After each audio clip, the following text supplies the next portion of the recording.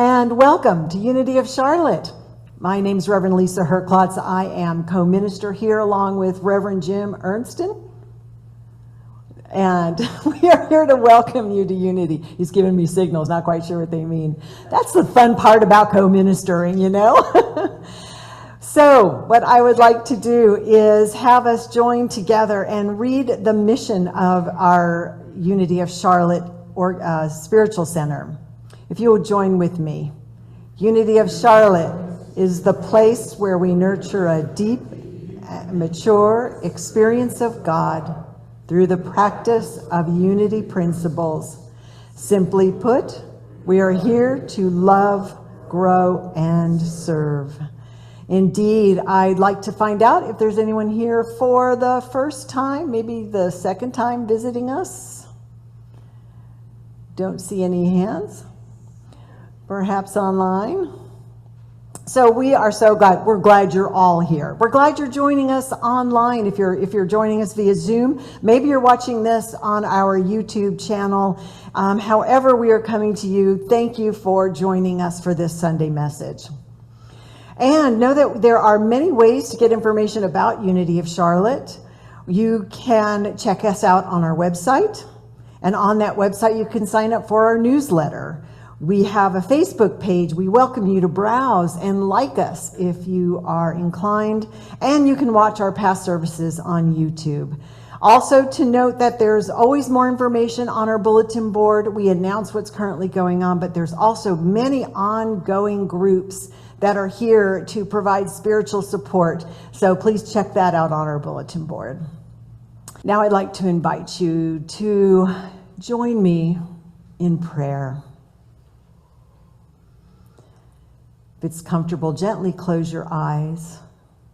Take your attention and your focus and turn within. And allow, if you will, your awareness to move to your heart center, as this is where prayer speaks the strongest. We call out to the living, loving presence of Spirit that is within us and all around us, and connects each and every living thing in a sacred network of love.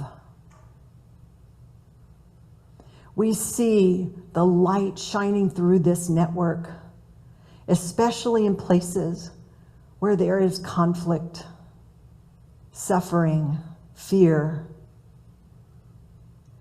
Whether that be on a global level in the form of war, or whether that is more personal in our lives with other individuals.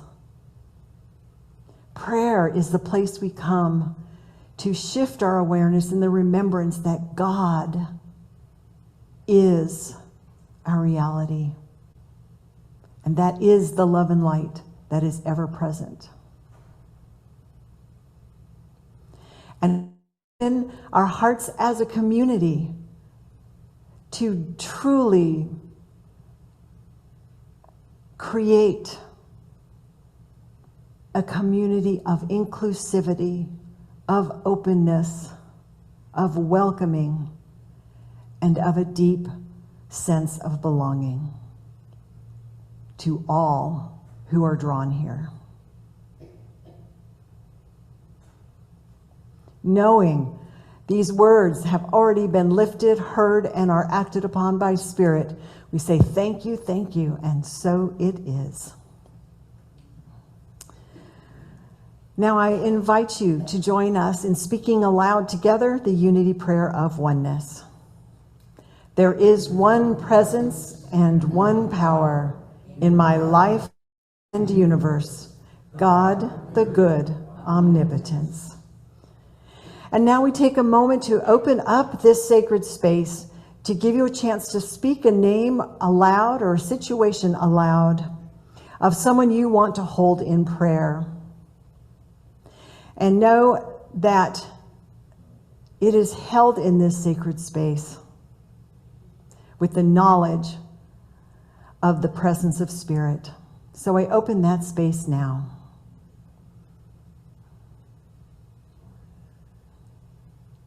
World leaders. Unity of Charlotte. In the Luther.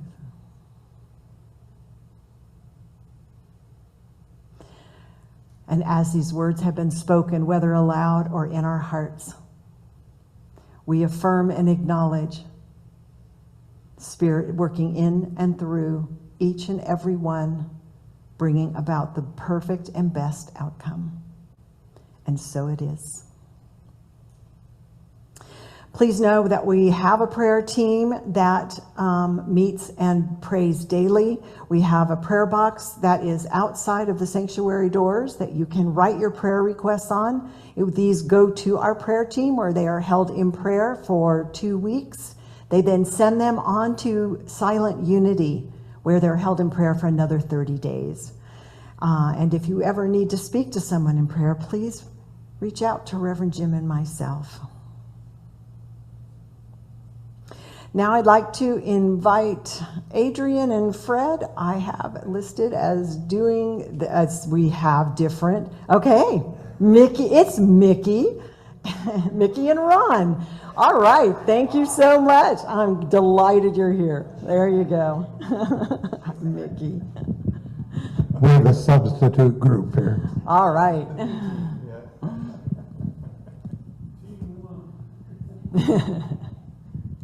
Today's word is prosperity.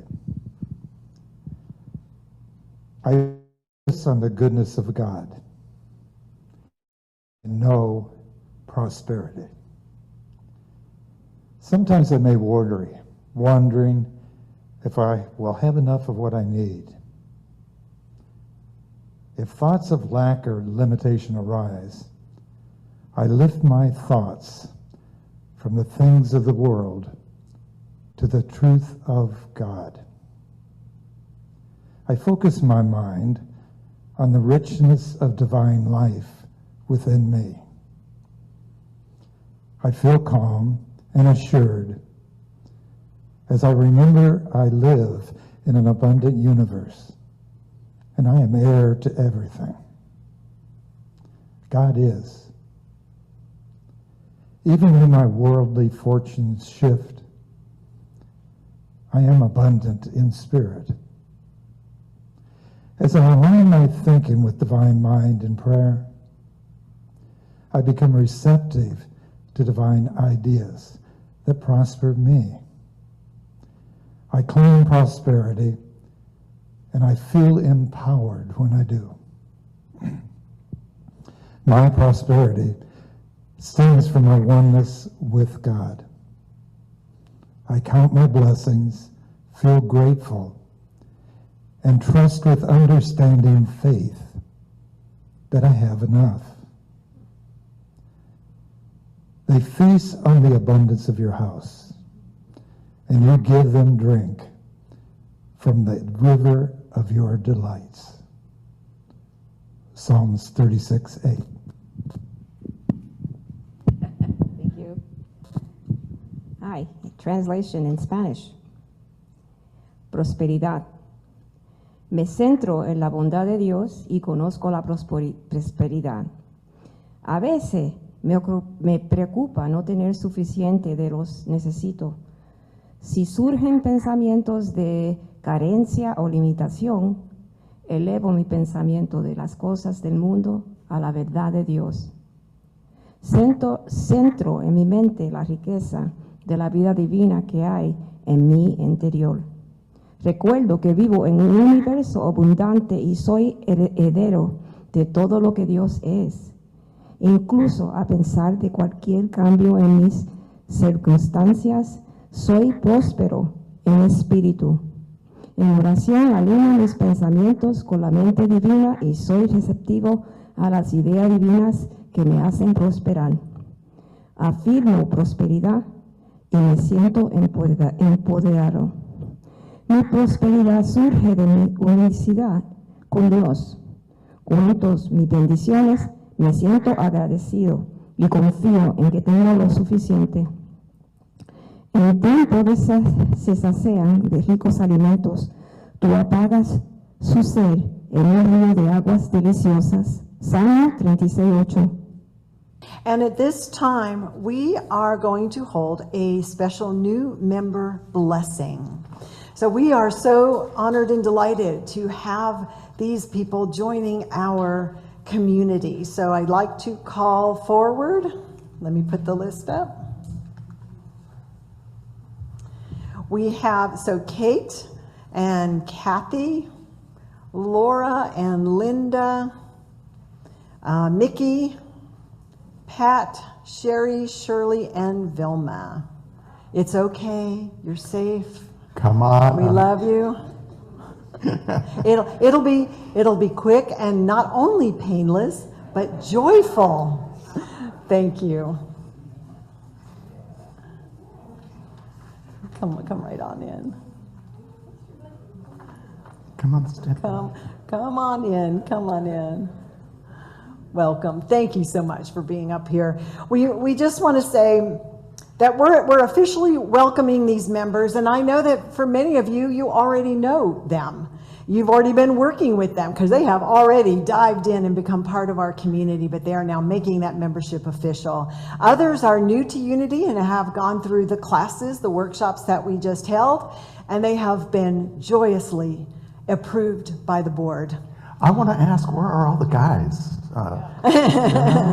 That's going to be our next round, maybe. That's next.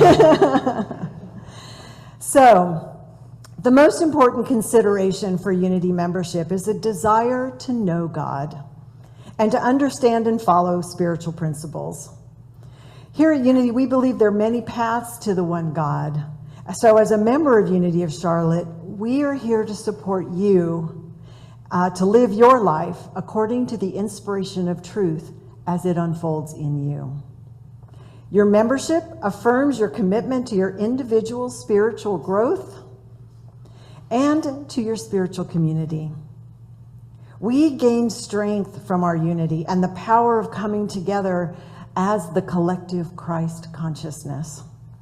Membership marks your dedication to sharing in the spirit of love, serving as a channel through which God's blessing to you and through you to your loved ones, our community, and the world.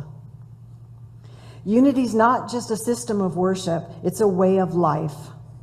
As a member, we encourage you to love and accept the divinity in all life, to practice spiritual principles on a daily basis, and seek a greater experience of the divine in your life.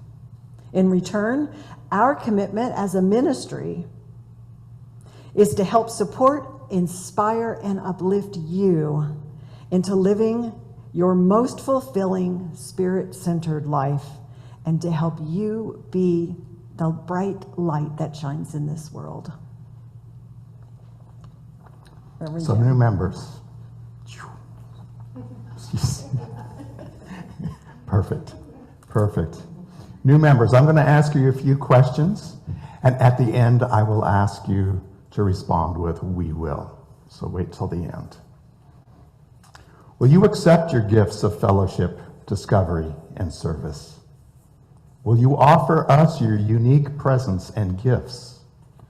Will you engage with us as we seek to create a strong community and a world dedicated to love and liberation? Please respond, "We will." We will. Awesome, awesome. Congregation. This is aimed at everyone else. Congregation. Again, we're going to ask you a few questions, and at the end, I will ask you to respond with, "We will." Will you welcome these new members with the warmth and comfort of your fellowship? Will you seek to add your strengths and talents to the new gifts that they bring to us? Will you share your triumphs and our triumphs and our struggles as our community grows and changes? Please respond. We will. Awesome. You guys are awesome. So at this time, we are going to bless. It is with great respect and joy that we welcome each one of you to our community. Congregation, please stand as we together welcome these new members into Unity of Charlotte with this blessing. So I would suggest you hold your hands up and bless them. We love you, we bless you, we appreciate you, and we behold the divine in you. Namaste.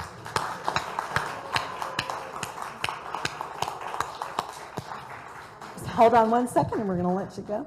Go get the bag. If you don't know any of these to our members already, if you don't, you can sit. If you don't know any of these new members, I invite you to come and meet them during fellowship. Sherry. Welcome. Thank you so much. So nice to have you.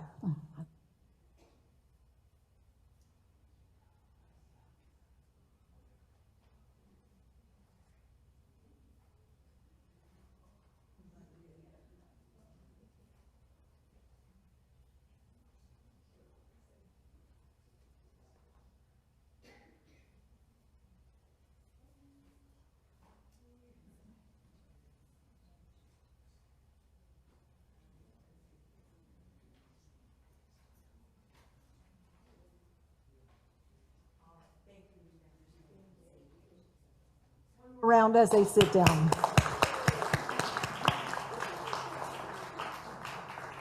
So we're going to talk today about beloved, and I'm getting an echo here, beloved community. We're going to talk about beloved. First of all, crowd participation. Where does that term come from? Beloved community. Who coined the term beloved community? This is a $100 Jeopardy question. Who? MLK, yes. MLK Jr. Martin Luther King Jr. talked about the beloved community. We are going to talk about that same community with a little bit of a spin to it, because we're going to ask ourselves not only that definition that Martin Luther King Jr. Created and posed for us, but we're going to ask ourselves as well, do we have a beloved community? Unity of Charlotte. Is that a beloved community? So we're going to go through some questions. We're going to ask ourselves that. We're going to do some introspection. We're going to do some inner work, maybe a little bit. Our affirmation that I created in doing the research this week and working on this, what I came up with for myself at least, and I invite you to join me with this, is when we're talking about beloved community, that we talk about an affirmation that says, I hold my heart open to all people.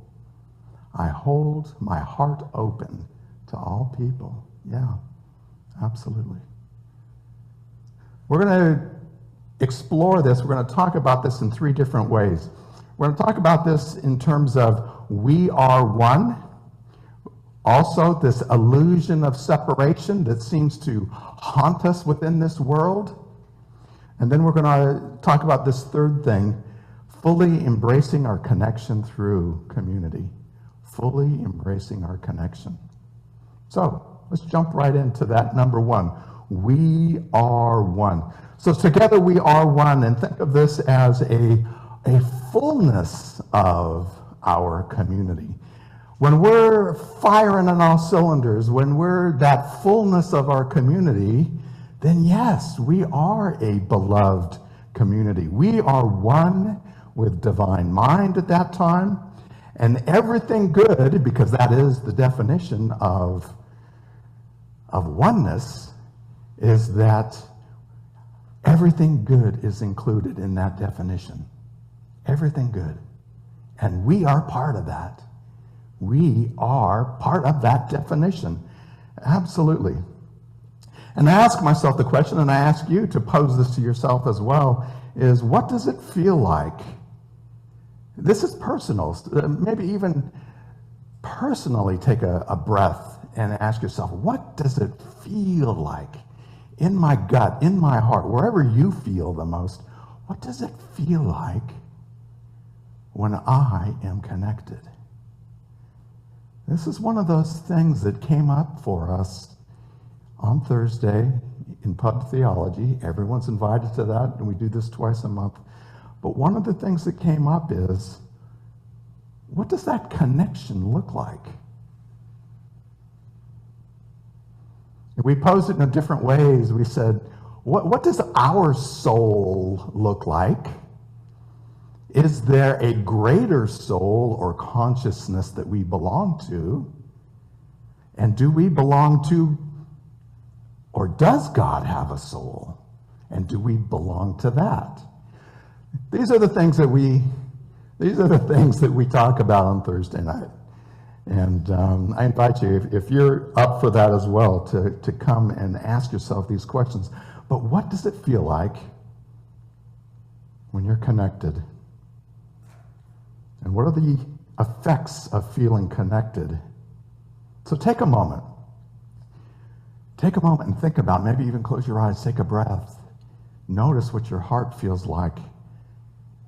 Think of a time when you felt that you belonged, that you felt beloved, that you felt connected.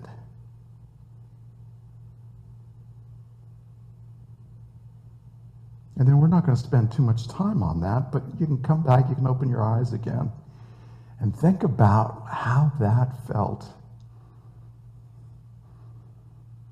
For me, there was a time when I reveled in that beloved community that I had created, I belonged to. Maybe I didn't create it. Well, maybe I did. I belonged to in Jacksonville, Florida. And that sense of belonging was deep and comforted me. There was a calm in my heart with that group. There was a confidence that that gave me, a confidence that I would be loved in that gathering. I always felt abundance in that community. I never felt amiss. I felt creative, I felt vital, I felt energetic. That was my beloved community. And I wonder if those same words or those same feelings came up for you as well. If not, tell me what you felt after the service. Come up to me and tell me what you feel when you feel connected. There's a strength with softness as well, with belonging and connecting to a community, right? You feel like there's nothing you can't do, but that you don't have to prove it. You don't have to say it out loud. You don't have to be mean about it. That's the strength with softness. And maybe if you're like me, it is that everything's going to be okay when you're in that spot, that beloved community, that connection. There's nothing I can't do. I am not alone.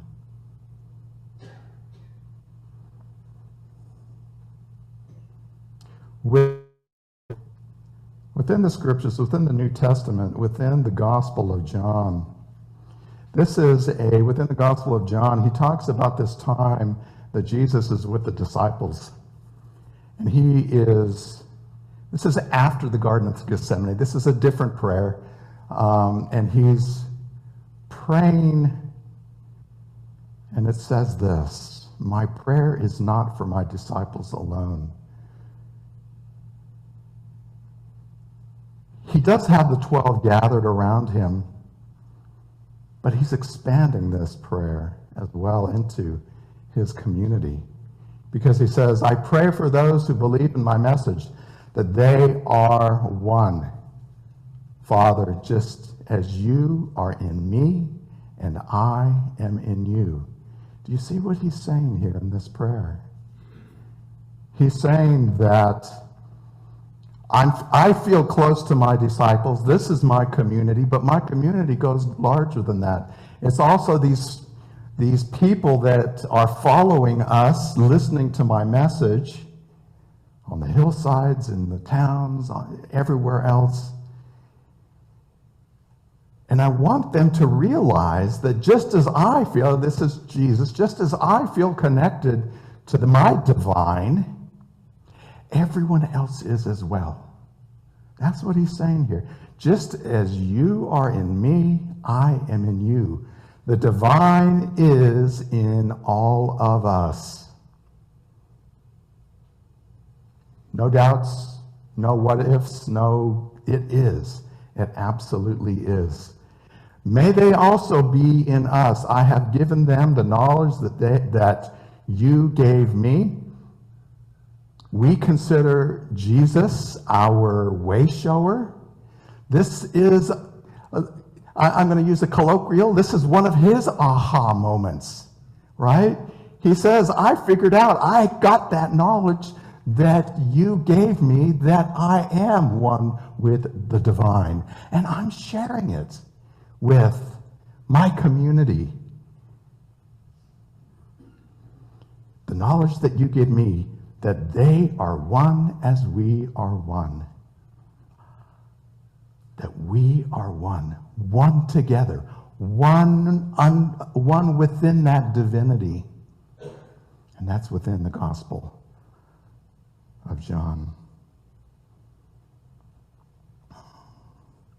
Because of this connection that he felt with his disciples, with his followers, with all those that listened to him, I wonder if he also said, I hold my heart open to all people. I just wonder if that was the same thing. Oh, I went too far. Let's stop that. Okay. Quick story, a bit of a personal experience for me.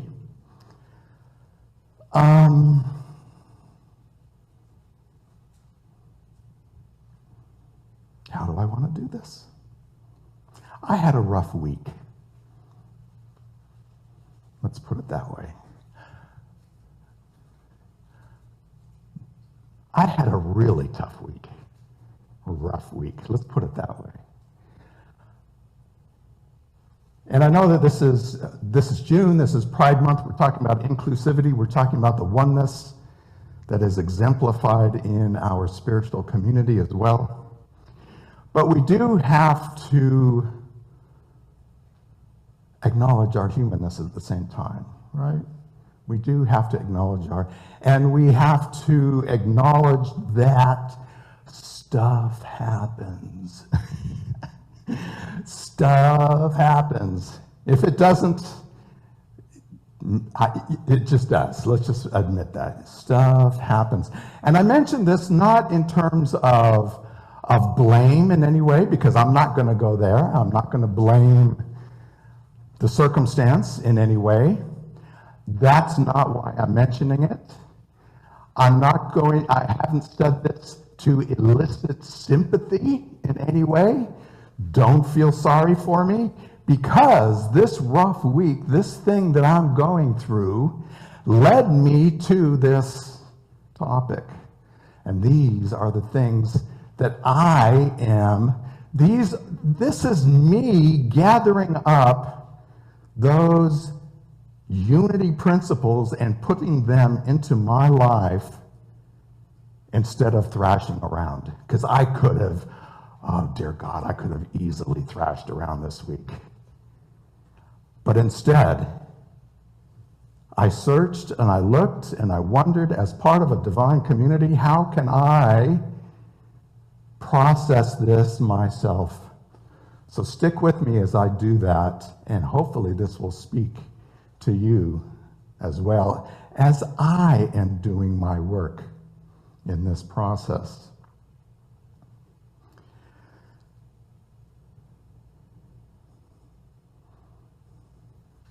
First of all, during this process, like I said, it was a rough week. I'm not looking for sympathy. I felt some excruciating pain. Have you ever been there to where something happens in your world and it hurts? I was there. It hurt. But what do I do? And I thought about our ministers' book club that met. We sat and studied Michael Singer, Living Untethered, for quite a few weeks. And some of that stuff came up for me because Michael Singer would say that it's not the stuff that's going on out there, it's how you, and I see some nods from those of you who are in that class because you know we sat and talked about the samskara from within. What is, if you're feeling that pain, what is the button that God pushed here? What is the blocked energy that led to that pain that you're feeling? The pain is not that thing out there, is what Michael Singer would say. The pain is not the thing that came from the outside in. It's your response to it. It's a reminder of some pain in the past, probably. And I had to look at that. If this was so excruciating for me, what does that remind me of? I'm not going to fight against that thing out there. That's not where I'm going. That's useless according to our unity principles. I'm turning within. Within untethered soul, not untethered soul, that was the first one, the living untethered. We're talking about that samskara. We're talking about the blocked energy. We're talking about the unhealed past. There was something within me that was still unhealed. Michael Singer would say, be thankful for this pain because it's leading you to understand where that blocked energy is. This is your clue. Here's your clue. Smack, smack, smack, right? Pay attention. Here it is. And yeah, that's how I felt. But he's saying, take that clue and now I'm going to ask for help. And now do the shadow work that will lead you to releasing that pain. Where does shadow work come from? Anybody? Is that Jung? So Jung talked about that, and we believe in that. Since we're going within to find out, why am I feeling this pain? A lot of our great thinkers of our time have talked about it as shadow work. It's within. Shadow work is not striking out to that thing that you think is doing you wrong. It's going within. It's doing some introspection. It's asking yourself the tough questions. The thing with this, and the thing with this week, I knew that I had to do that shadow work, but I also knew I wasn't alone in this. I had this community. I also had a larger community. So because they're not sitting in the front row here, because they're not sitting in chairs out there, I have friends out there that I can contact still. I have mentors out there that I can call, and I have other ministers that I went to school with that can listen to me and maybe say, oh, it's going to be okay, and maybe that's all, or give me advice on what it is that I'm working on. I have that community, and that's where I went. I held my heart open.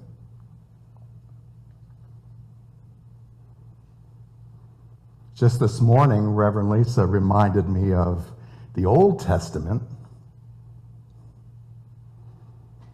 and something that during these times I can talk about as well, or tell myself as well. Within the book of Deuteronomy, within the Old Testament, be strong and courageous. Whew. Yeah, I need that. I needed to hear that. Be strong and courageous. Do not fear or be in dread. Absolutely. Number 2, the illusion of separateness. The Course in Miracles tells us that there is no separation of God and his creation. The separation is no more than an illusion of despair.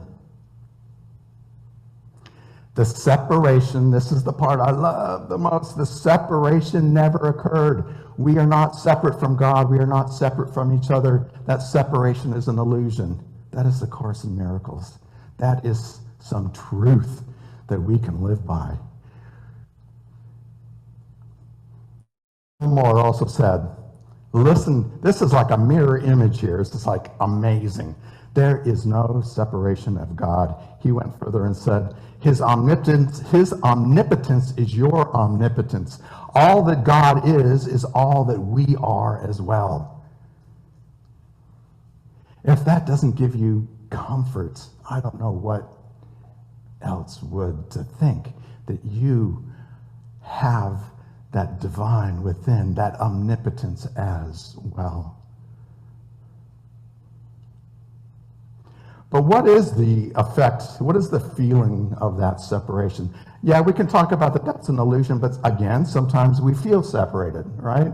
Sometimes we feel alone. I remember a time in my college year, in my college years, when it was the end of finals. It was, I think I'd taken my last final exam. I had the afternoon off. I wasn't working that night. And I needed to clear my head. I needed to get the cobwebs out from finals, right? So for me, hiking the mountains in the San Gabriel Mountains was joy, was pure joy. I couldn't get anybody to go with me, so I went by myself. Like I said, San Gabriel Mountains. And here I am walking out in the mountains with just a jug of water. Oh, just breathing and feeling good and noticing that the path kept getting smaller and smaller.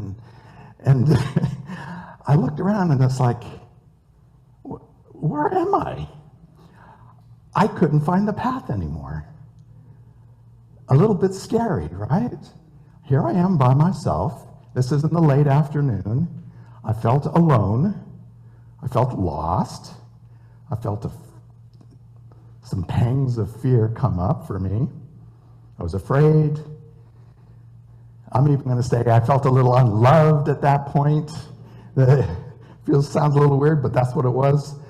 And here's my mind working the what ifs of the world, right? I was even worried.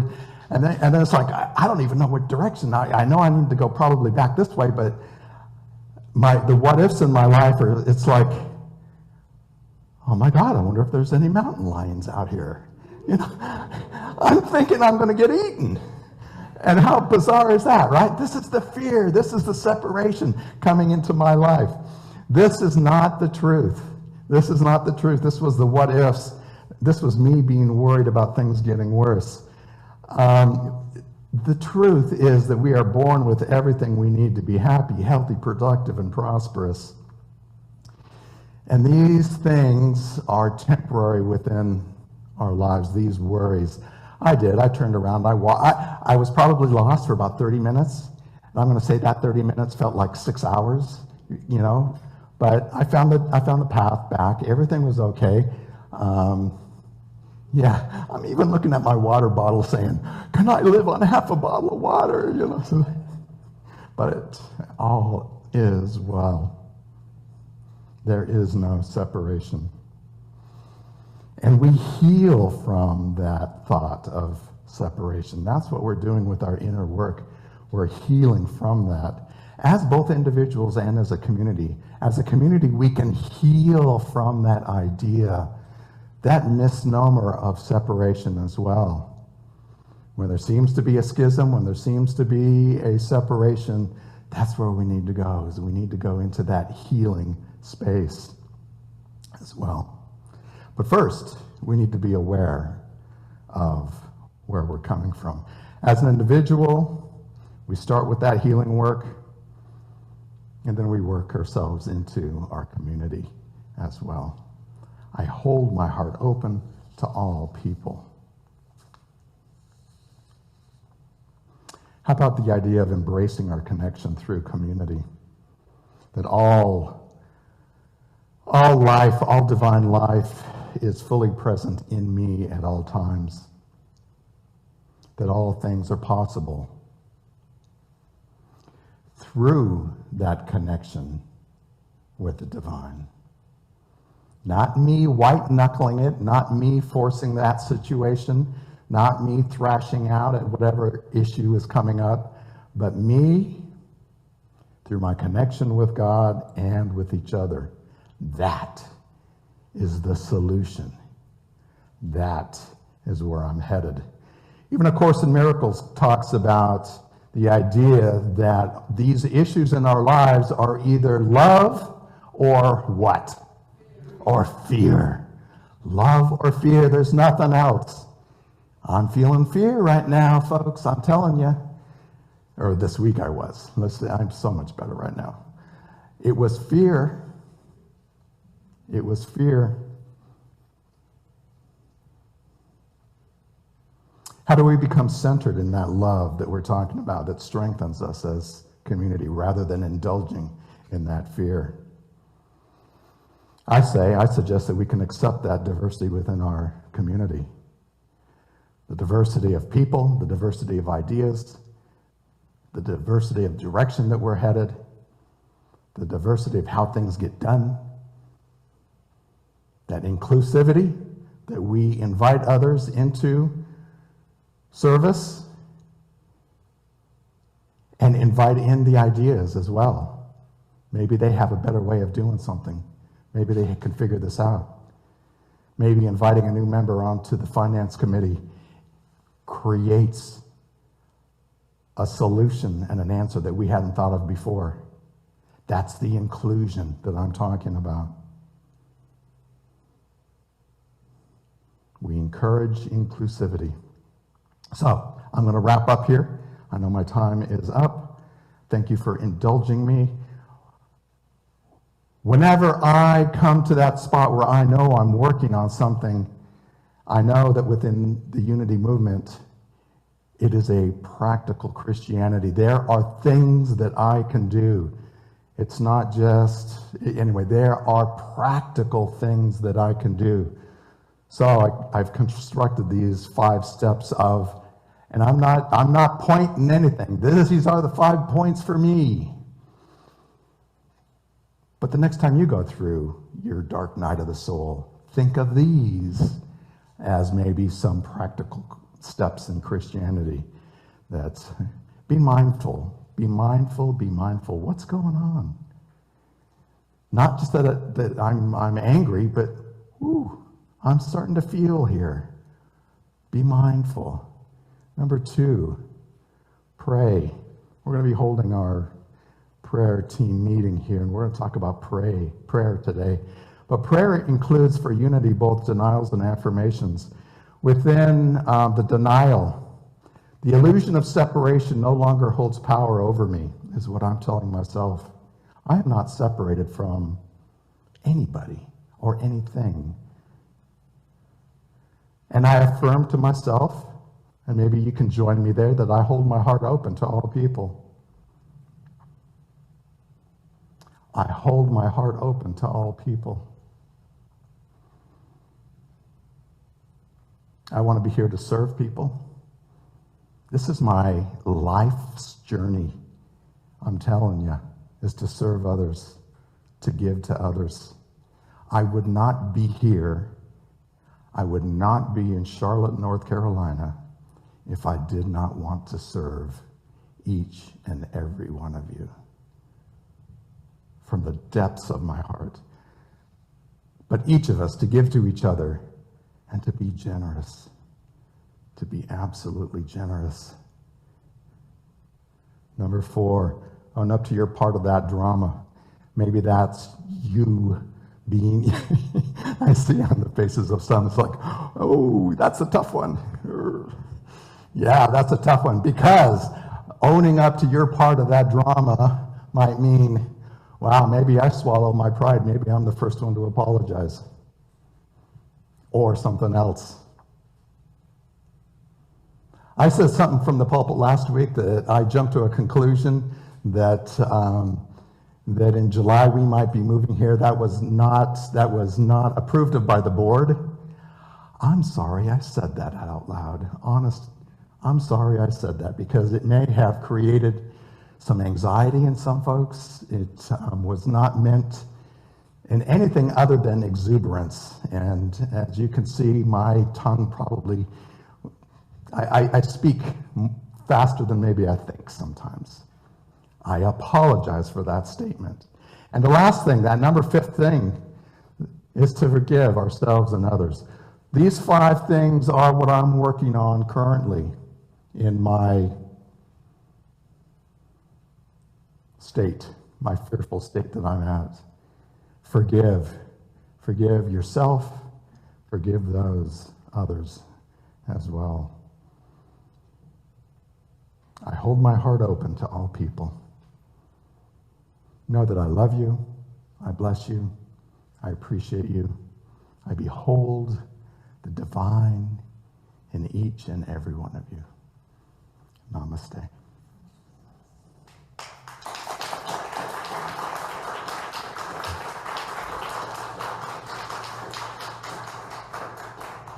Let's move into meditation. Thank you. Let's move into meditation. I invite you to take a breath, to find a spot to wiggle around in your chair. Maybe your feet are solid on the ground. Find a place for your hands, palms up, palms down, whatever feels right for you. Eyes gently closed. If your eyes are not closed, you can look at the flame on the screen. You can focus on that as well. Whatever works best for you. You might notice that gentle music in the background. And then you're going to hear my voice for a minute or two before we move into silence.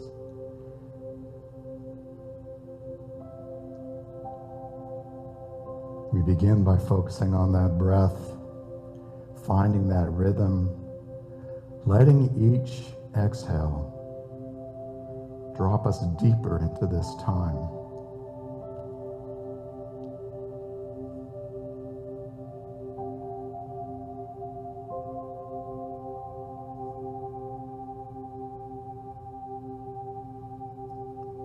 And as we drop deeper and deeper, we allow that focus of our mind and our thoughts to go to that beloved community, to go to that space where I feel connected. Maybe that's a memory in the past. Maybe that's a place. Maybe that's a situation. But I invite you to feel it. Go to that place where that quality of connection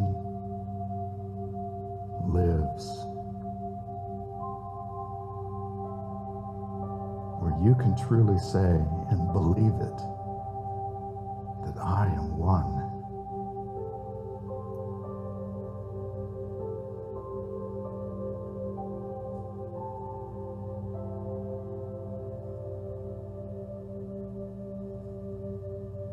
I am one.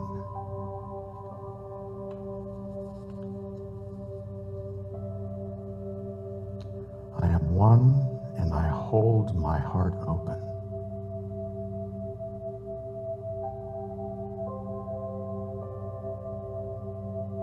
I hold my heart open.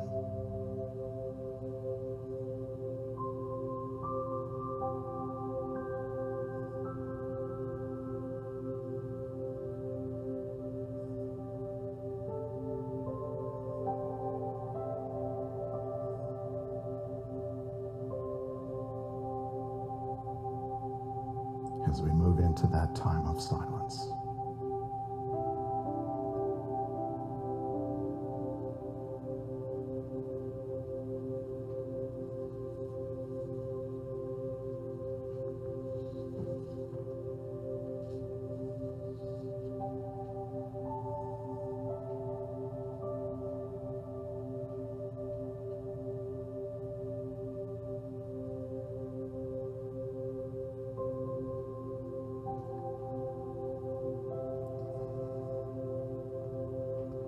And as we begin to come back, we'll bringing our awareness back into this room.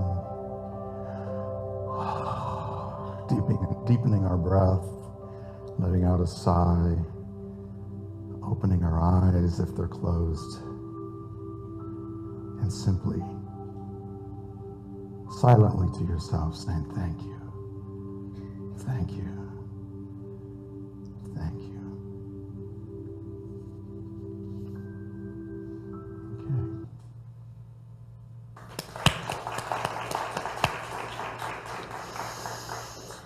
Now's the time we move into the offering part of our service, because we know that as we give, so do we receive. And it is through your generous offer and gifts that Unity of Charlotte gets to be here to carry this light and this message to all of those who are looking for it.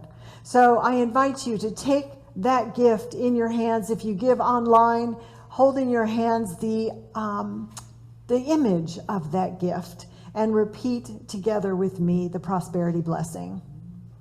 Joyously, I give this gift, knowing the divine presence blesses and multiplies all that I am, all that I have, all that I give, and all that I receive. Thank you, God. The light of God surrounds us. We are light. The love of God enfolds us. We are love. The power of God protects us. We are power. The presence of God watches over us. We are presence. Wherever we are, God is, and all is well.